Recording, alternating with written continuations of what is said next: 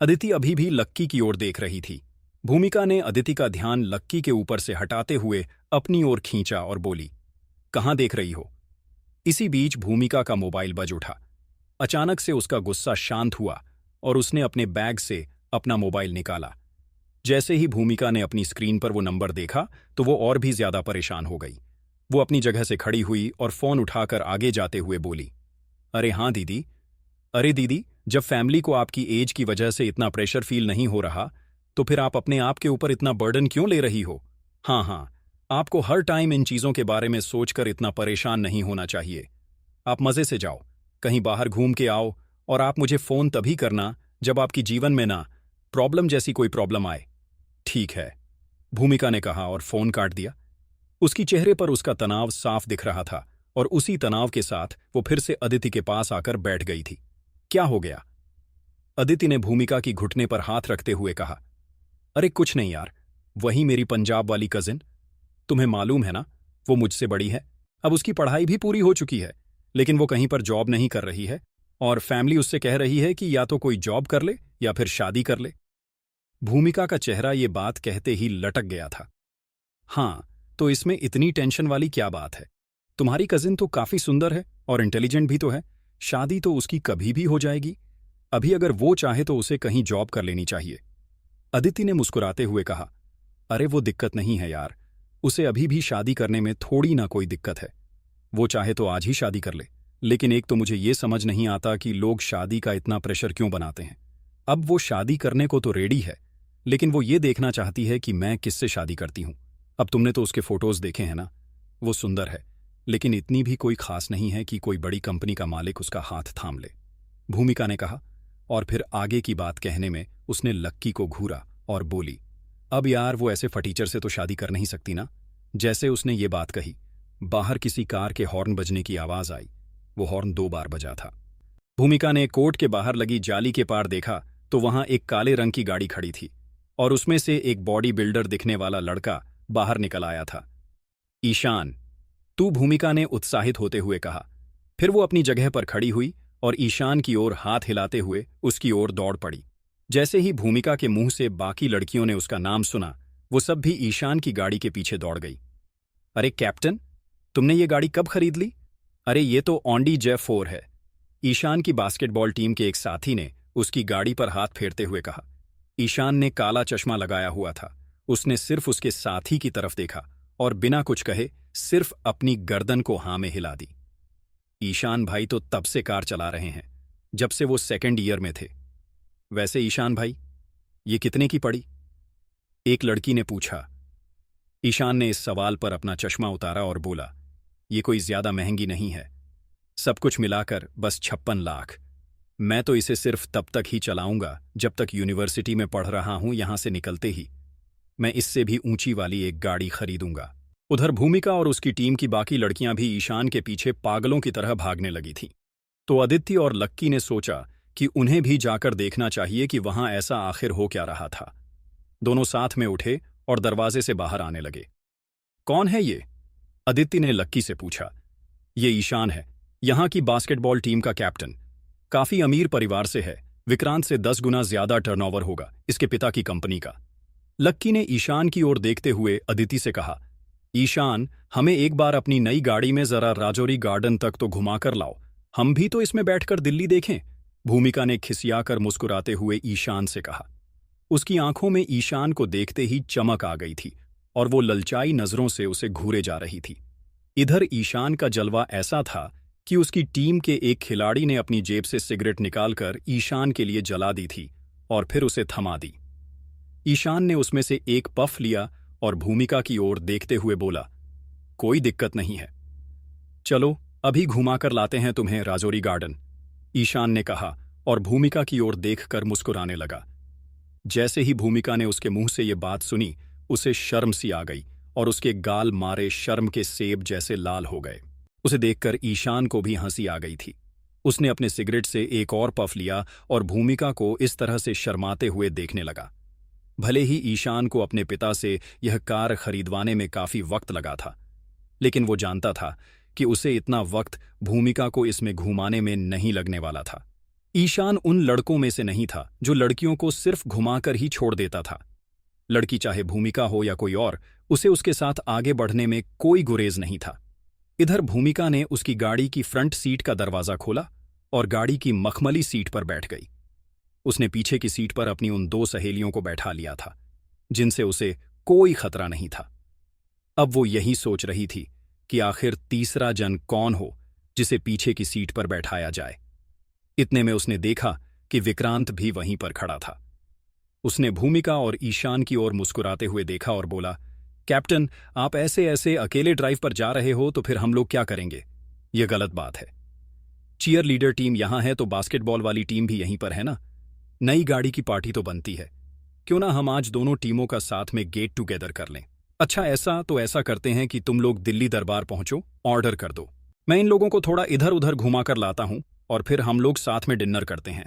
ईशान ने अपनी नई गाड़ी की मक्खन जैसी स्टीयरिंग को पकड़ते हुए कहा। जब ईशान और विक्रांत आज की पार्टी की प्लानिंग कर रहे थे तभी भूमिका दीदी को ढूंढ रही थी। वो हर बार की तरह इस बार भी थोड़ी सी लेट ही थी। अरे चलना, जल्दी क्या है? जो इतनी धीरे धीरे आ रही है, जल्दी आ जा। हम लोग आज डिनर के लिए दिल्ली दरबार जा रहे हैं। चल जल्दी आ। भूमिका ने अपना हाथ हिलाते हुए उससे कहा।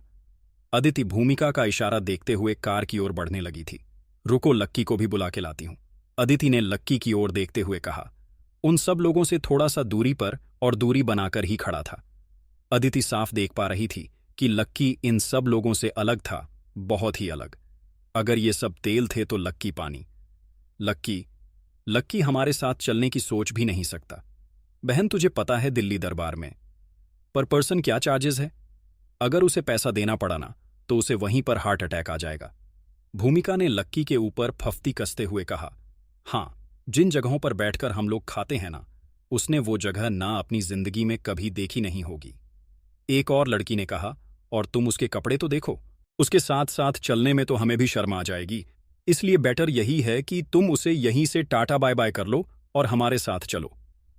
एक और लड़की ने भूमिका की बात का समर्थन करते हुए कहा। चाहे फुटबॉल वालों की टीम हो या फिर चीयर लीडर्स की टीम, वो लोग लक्की का मजाक उड़ाने, उसकी टांग खींचने का कोई मौका नहीं छोड़ते थे। वो उसके साथ खाना तक खाना पसंद नहीं करते थे। उन लोगों के लिए लक्की का उसके आसपास होना सिर्फ एक मजाक से ज्यादा और कुछ नहीं था। अदिति लेकिन उसके बारे में ऐसी कोई बात नहीं करना चाहती थी। उन लोगों की बातों को सुनकर समझ गई थी कि बाकी लोग लक्की से कितनी नफरत करते थे, और अगर ऐसे में लक्की को अपने साथ चलने के लिए कहती तो बाकी लोगों को बुरा लग सकता था।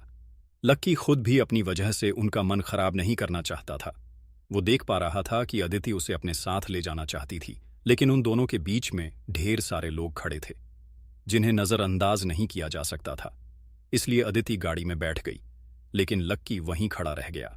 भूमिका ने उसे अदिति की ओर देखते हुए देखा तो उसे गुस्सा आ गया और उसने शीशा नीचे करते हुए कहा, हमारे बैग और हमारे बाकी के सामान अलमारी में रख देना, ध्यान रखना उसमें से कुछ छूट ना जाए, भूमिका ने कहा और फिर से गाड़ी का शीशा चढ़ा लिया। गाड़ी आगे बढ़ गई और अदिति की नजरें पीछे लक्की पर ही चिपकी रह गईं। लक्की ने भी उसे कुछ दूर तक तो देखा और फिर वो अपनी जेब में हाथ डालकर वापस बास्केटबॉल कोर्ट की ओर बढ़ने लगा। जैसे ही वो कोर्ट के अंदर दाखिल होने वाला था तभी उसका फोन बजा। फोन की दूसरी तरफ काशीनाथ जी थे। लक्की सर, रुस्तम डांगी का भी फोन आया था। उसने कहा है कि चिंता करने की कोई जरूरत नहीं है, मामला निपट चुका है। अच्छा ठीक है, लक्की ने कहा और अपना फोन रख दिया। उसके परिवार की पहुंच बहुत दूर दूर तक थी। अभी 1 घंटे पहले ही उसने काशीनाथ जी को फोन किया था और इतनी सी देर में उसका काम भी हो गया था। लेकिन उसे पता था कि कोयल तक ये बात पहुंचने में थोड़ा सा वक्त लगने वाला था। लगभग शाम को 6 बजे के करीब जब लक्की जॉगिंग करने लगा था तब उसके फोन पर अमित का फोन आया। अमित की आवाज से ही लग रहा था कि वो बहुत खुश था। भाई कहाँ है तू? मैं तुझे कैसे बताऊं कि क्या हो गया है यार, अमित ने कहा। मैं ग्राउंड पर हूं यार, जॉगिंग कर रहा हूं और मुझे पता है कि कोयल का मैटर सॉल्व हो गया है, लक्की ने अमित को एक और झटका देते हुए कहा। जैसे ही अमित ने उसके मुंह से ये खबर सुनी तो उसके पैरों तले जमीन खिसक गई। उसका मुंह खुला का खुला रह गया और उसने उधर से कहा, अरे अरे भाई, तुझे कैसे पता? सच में यही हुआ है। अभी 20 मिनट पहले ही कोयल के पापा का फोन आया और उन्होंने कहा कि चिंता की कोई बात नहीं है, मैटर सॉल्व हो गया है। लेकिन तू बताना तुझे कैसे पता चला? अरे यार, मुझे तेरी आवाज से पता चल गया पगले। अगर मैटर सॉल्व नहीं हुआ होता तो तू इतना खुश थोड़ी होता। लक्की ने इधर से मुस्कुराते हुए कहा, हाँ यार, ये भी बात सही है। चल, अब तू जल्दी से काके पर आ जा। कोयल कह रही है कि उसकी तरफ से आज ट्रीट है। हम पहुंच चुके हैं, तू भी जल्दी आ जा। अमित ने कहा। लक्की दौड़ते दौड़ते रुक गया और अपनी आस्तीन से अपना पसीना पोंछते हुए उसने कहा, नहीं यार, तुम लोग मजे करो, मैं नहीं आ रहा। वो नहीं चाहता था कि फिर से उसे देखकर कोयल का मन खराब हो जाए। अरे यार, भाई ऐसा मत कर यार। देख, सब लोग यहीं पर हैं। अब तू नहीं आएगा तो अच्छा नहीं लगेगा, आ जाना यार। देख, अगर तू नहीं आया ना तो भूल जाना कि मैं, गर्वित और प्रीतम तेरे भाई हैं। आज से ये दोस्ती खत्म हो जाएगी और तेरा कमरे पर भी ना आना बंद हो जाएगा। अमित ने सिर्फ इतना ही कहा और इससे पहले कि लक्की कुछ कह पाता, अमित ने फोन काट दिया। लक्की असमंजस में फंस चुका था। उसे समझ नहीं आ रहा था कि आखिर वो करें तो क्या करें। कुछ देर सोचने के बाद उसे लगा कि उसे नहीं जाना चाहिए। इसलिए उसने अपना फोन निकाला और अमित को मना करने के लिए फोन करने लगा।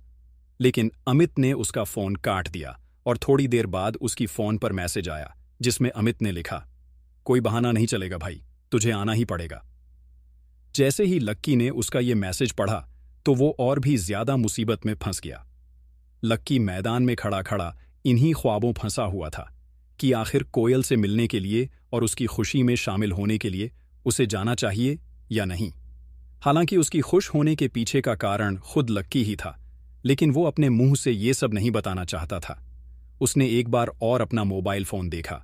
उस पर अमित का वही मैसेज उसकी स्क्रीन पर दिखाई दे रहा था। चलो, दोस्त के लिए थोड़ी और बेइज्जती सही, लक्की ने अपने आप से कहा और फिर मैदान से बाहर निकल आया। इधर कोयल अपने बाकी दोस्तों के साथ आ चुकी थी। उसके साथ एक ही टेबल पर 10 लोग बैठे हुए थे। दिशा, मानसी, रोशनी के अलावा भी कोयल के कुछ एक दोस्त थीं जो आज वहां नजर आ रही थी। वहीं अमित के साथ गर्वित और प्रीतम भी थे। कोयल के साथ उसका एक और दोस्त तनय भी वहीं पर बैठा हुआ था। देखने से वो सभी कोयल के पुराने दोस्त लग रहे थे। कुछ देर बाद लक्की भी वहां पहुंच गया था। जैसे ही लक्की वहां पहुंचा, उसने सबसे पहले कोयल को देखा। इधर कोयल, जो कि अपने दोस्तों से बातें करने में मशगूल थी, उसने लक्की को देखा और देखते ही उसकी आंखों में उसके लिए गुस्सा उतर आया। भले ही लक्की ने उसके लिए इतना कुछ कर दिया था, लेकिन फिर भी लक्की के लिए उसका गुस्सा था कि शांत होने का नाम ही नहीं ले रहा था। जैसे ही लक्की उनकी टेबल के पास पहुंचा, कोयल ने कहा, तुम फिर से यहां आ गए। मैंने तो तुम्हें नहीं बुलाया था। इस बार कोयल के कहे से लक्की का गुस्सा बढ़ गया था। सभी लोग कोयल की इस बात से हैरान थे। लक्की के दोस्त भी कोयल को बस देखे जा रहे थे। लक्की कोयल की नजरों में अपने लिए इतनी नफरत नहीं देख सकता था। अब लक्की क्या करने वाला था? क्या वो यहां से उठकर चला जाता या गुस्से का घूंट पीकर वहीं बैठ